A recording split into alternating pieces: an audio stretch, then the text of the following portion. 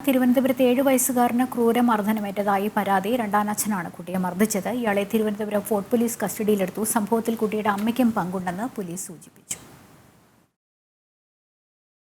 തിരുവനന്തപുരം ആറ്റുകാൽ സ്വദേശി 7 വയസ്സുകാരനാണ് രണ്ടാനച്ഛനിൽ നിന്നും ക്രൂരപീഡനം ഏറ്റുവാങ്ങേണ്ടി വന്നത്. കുട്ടിയെ ചട്ടുകം ചൂടാക്കി പൊള്ളിച്ചതിനു ശേഷം മുളക് പുരട്ടിയതായും പരാതിയുണ്ട്. സംഭവത്തിൽ രണ്ടാനച്ഛൻ അനുവിനെ ഫോർട്ട് പോലീസ് അറസ്റ്റ് ചെയ്തു. കുട്ടിയെ ഉപദ്രവിക്കുന്ന സമയം അമ്മ തടങ്ങില്ലെന്നും ആരോപണമുണ്ട്. അമ്മ അഞ്ജനയും പോലീസ് കസ്റ്റഡിയിലാണ്. കഴിഞ്ഞ 6 മാസമായി കുട്ടിയെ രണ്ടാനച്ഛൻ നിരന്തരം മർദ്ദിക്കുന്നുണ്ട്.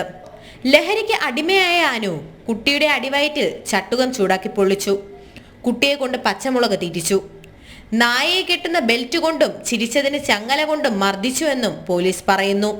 കൂടാതെ കുട്ടിയെ ഫാനിൽ കെട്ടിത്തൂക്കിയിട്ടെന്നും ആക്ഷേപമുണ്ട്. അനുവിന്റെ അറസ്റ്റ് ഫോർട്ട് പോലീസ് രേഖപ്പെടുത്തി. കുട്ടിയേറ്റ പീഡനത്തിൽ അമ്മയുടെ പങ്കും പോലീസ് അന്വേഷിച്ചു വരികയാണ്. ജനം, തിരുവനന്തപുരം.